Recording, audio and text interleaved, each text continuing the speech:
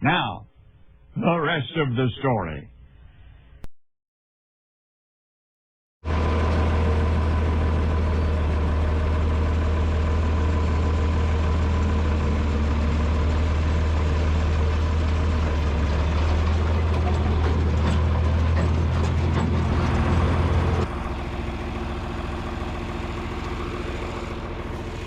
Alright, it's been a couple days since this has been tedded, and it's dry.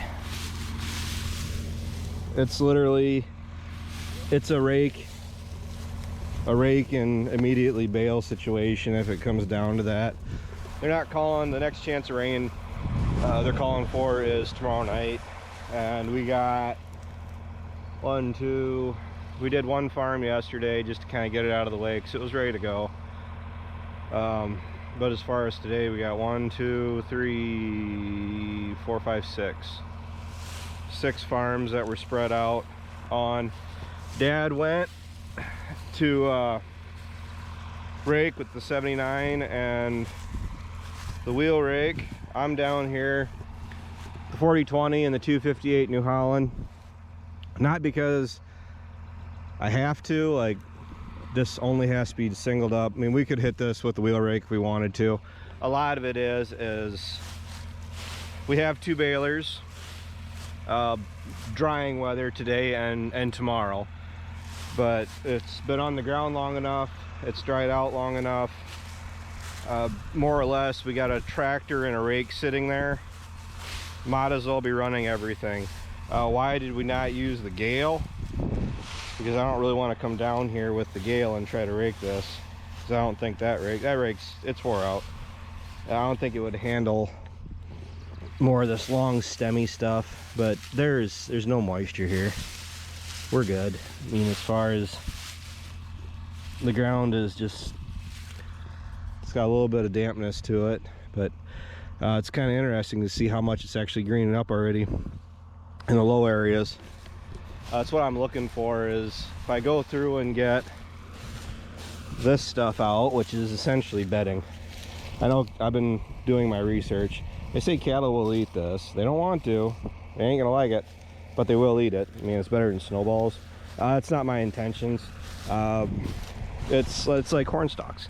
It makes great bedding, is actually the overall consensus, which is exactly what I was gonna do anyway. Any of the bales that are primarily this, I'll just put out for the cows and they can lay on it, make it into manure, and haul it out and spread it in the field for the nutrients. So all I got to do, drop this down and get gone. As far as our real intentions for the day, there are a bunch of waterways down at my place we can't get with the wheel rake, and if we can get the majority of the hay made today, 2 of us, like Dad or Ryan or whatever, can go and haul hay tomorrow, and I can go down with this, and I think we're gonna have to try that. I really don't want it digging into the ground too much. And the general rule of thumb, which I actually got from a commenter with these rakes, is when you have the right side, which is your leading end, a little bit lower to the ground, but then when you get to this side, you actually keep it up a little bit, so when it's actually throwing it, it does a better job of laying it out. And I've noticed that actually helps. Same thing with having it picked up all the way here. I mean, it was down a little bit. It actually makes a better windrow. I mean, never really worried about it too much growing up with Grandpa's 256, but for what this rake is, we're actually using it a fair amount, like for waterways and stuff like that. But I gotta tell you, it's really handy having a wheel or a bar rake like this for some of the fields we got. I mean, we did use it down at the valley for first cut, and overall I think it's a nice rake. I really do. For what I paid for it and the work it needed, it's paid for itself already easily.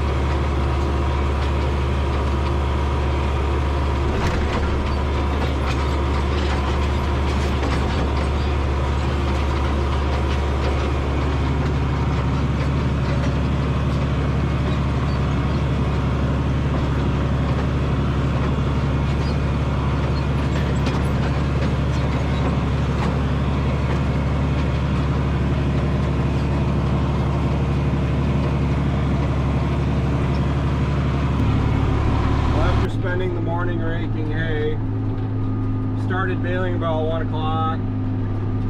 Disappointing, I'd say, but it's second cut after a dry June, and now we're trying to get all of our hay that is currently on the ground rolled up before we get rain, which it's a constantly moving goal, because originally they weren't calling for rain till Wednesday. Today is Sunday.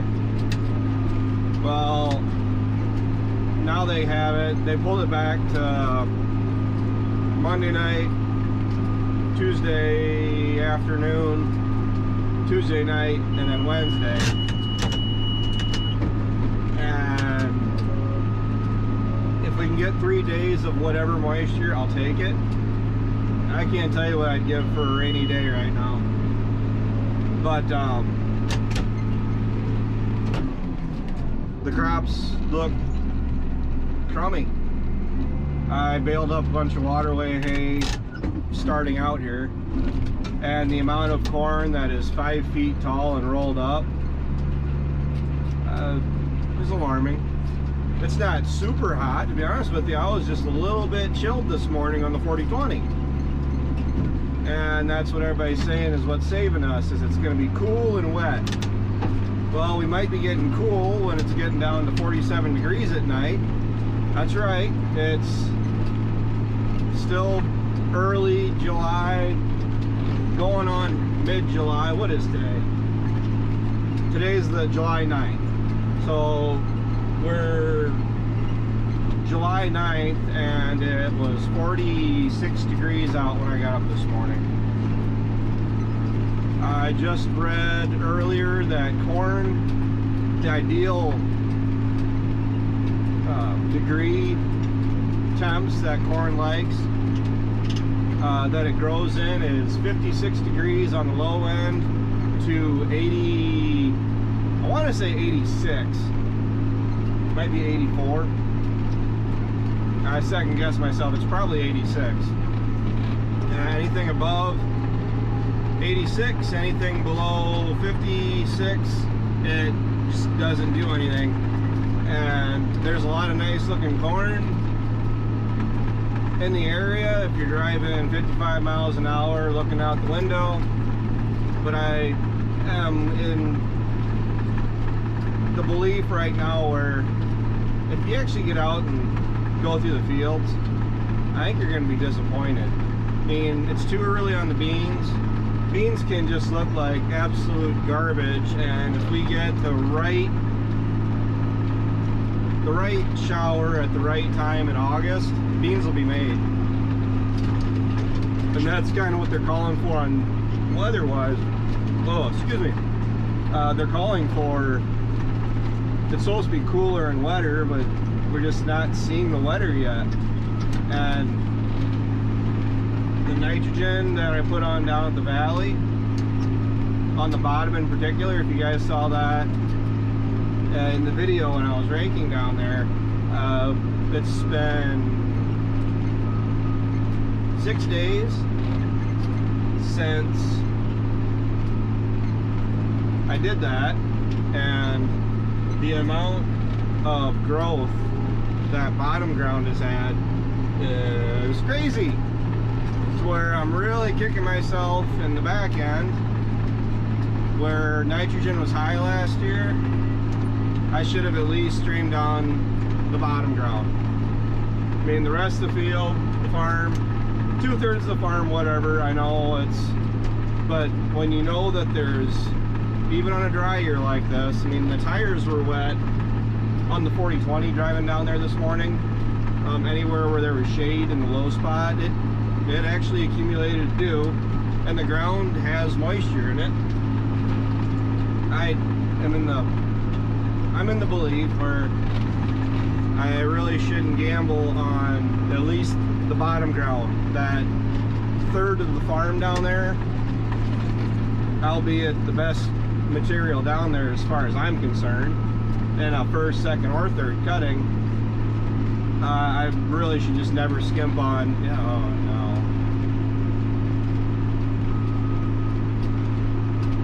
I gotta go check on Ryan. Ryan just pulled into the buildings, so talk to you later. Well, if you guys can see out the back window, we're getting dusty. This down here didn't yield. Everything in general didn't really yield that great. Quality was there on the alfalfa. But like for down here, I'm currently at 16 bales. And only 8 of them were feed quality to where I'm gonna go and put them out for my cows. The rest of them, they are, well, instead of calling them corn fodder, I mean, should we call them summer fodder? Because I've been doing some research online saying that this grass makes good bedding, and the stuff's a little tough. I mean, probably on the lowest end of the scale, but they do feel just a little bit of moisture to them. But that's fine for me because they are practically all stalks. I mean, honestly, you look at them now, they do look like green corn fodder bales. So maybe summer fodder is the way to go. Only gonna have, say, a dozen or so of them, and I'm immediately gonna turn around and dump them in, start dumping them in for my cows to lay on, to knock around, and all the bales that are here that we'll be putting out for them to lay on will probably be hauled out and spread on the fields yet this fall. I mean, 12 bales isn't gonna last me very long. The way I've been feeding them out, that's 2 bales a week. And the big plus side of this is I'm getting this section of the field cleaned off. From my research that I've done on Ag Talk, I mean, a lot of the forums are from clear back in 2006 to 2011. But what everyone is saying is when you're able to go through and make this stuff, what the intentions generally are when guys do it is it's low-lying ground like this. There's reed canary surrounding the field, much like there already is. And when you take this stuff off the first time like this, it doesn't generally come back very strong. And this is what I'm getting from Ag Talk. And it allows the reed canary to kind of come up and take over, which is exactly what I'd like to see.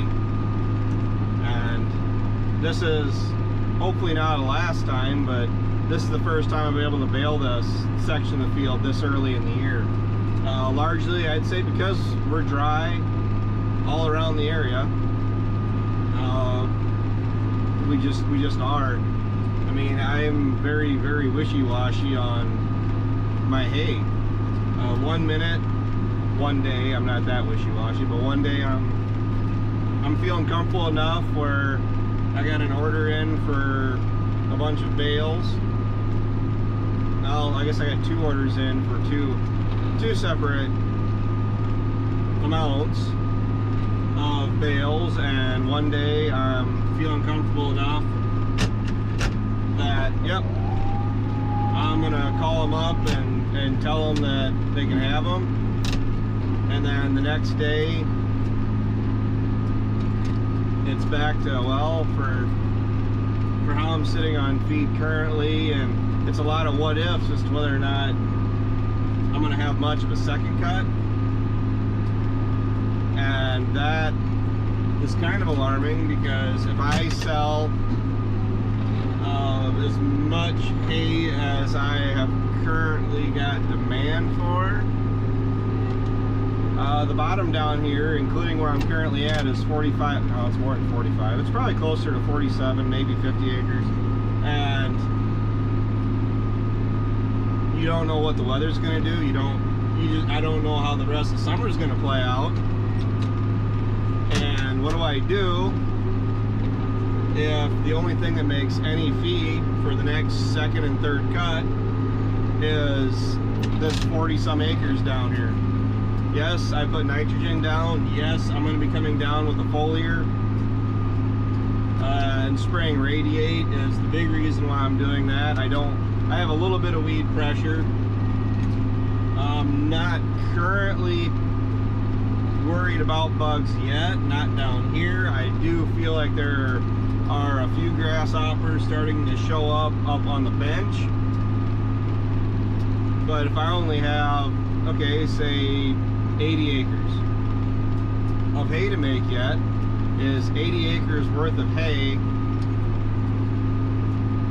gonna carry me till next May? Means I could pull some feed ahead if I had to next year, just to get something made to put in for my cows. But I chose a very poor year to decide to increase my cattle numbers, because the feed usage went up while the available feed really fell out. I mean, yes, I'm still back and forth. If I should have went and put fertilizer on the bench this spring, but never got to it, for one, which is not a very good excuse. But just for seeing this flooded like it was, gotta be honest with you, it took away a lot of my desire to put a whole lot of money down here, because the bottom itself is my cash cow. This produces the most feed consistently. That's my stance on this down here. And you guys just saw me make my last full bale. So if you're wondering why I'm backing all the way up to the edge of the field or over to the new seating, is because this is still soft. I mean, it hasn't really been farmed. And this right here you're seeing is exactly how I was able to reclaim the ground on the upper bottom like I did. You just gotta, well, be consistent and be a pest, I guess. But I mean,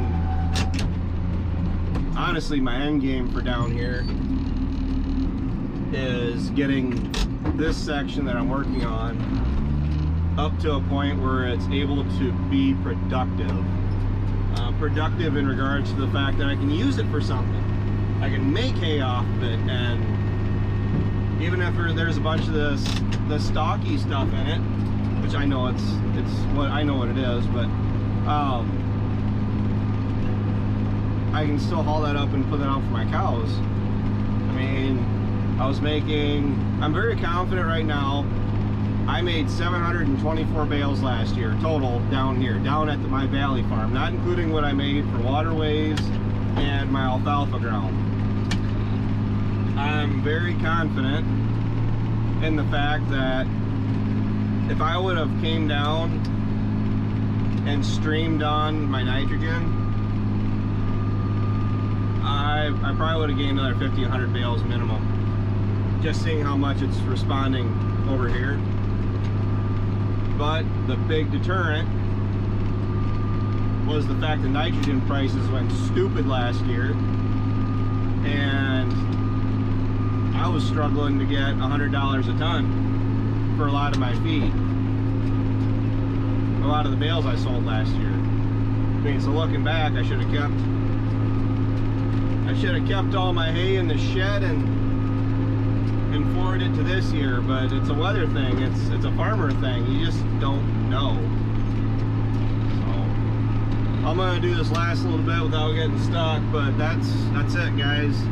I'm currently sitting at 30 bales total. There was 4 bales in the first farm, there was 8 bales on the next farm, and because Ryan broke down, he broke those large 1,000 and small 1,000 adapters are giving me a headache, because the style that we have, it's a set screw or a style, and it's terrible. The reason I say that it's terrible is they break, or they wear back and forth and they groove out the set screw, and then the adapter falls off. It's an incredibly quick fix if you have more set screws up at home. But we have 2 of them, one on the 82 and one on the 46, and they're both, the one on the 82 is infinitely worse because of the baler and, you know, baling hills, you know, you're working it more. On the with the mower on 46, not as much of an issue. Not as much of an issue at all. Oh well. And that's it. I got one more farm to head to, but I don't think I need to talk anymore, because I think I'm going to make the raking and this video one big long video. And for those of you that are loyal enough to have gotten this far, I greatly appreciate it. I mean, my channel is dissolved down to the point of I just sit and talk and tell you what's what. There's too many channels out there that they just show the equipment running. I've had a couple videos automatically play on my channel. I guess I can wrap that, huh? Because I know Ryan ain't gonna want it.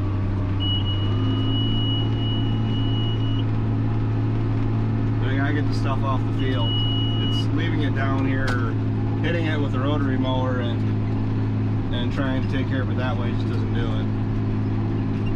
It's still blocking out the ground. So yeah, Dad's down here making sure I don't have issues, because I have 0 phone service. That is a really pretty view that way, seeing that all worked up, all made up and everything. Like I said, if you made it this far, and I don't like doing videos of just the tractors running and stuff like that, because that's all too easy to find online anymore. It's me just pretty well talking to you guys. So. And that's that. I don't know what the next video will be. I'm already starting to worry that we have more stuff to work on than what we have left of summer. There's just that much to do yet. Alright, thanks for watching. Thanks for tuning in. Take care. Take it easy. I'll talk to you later.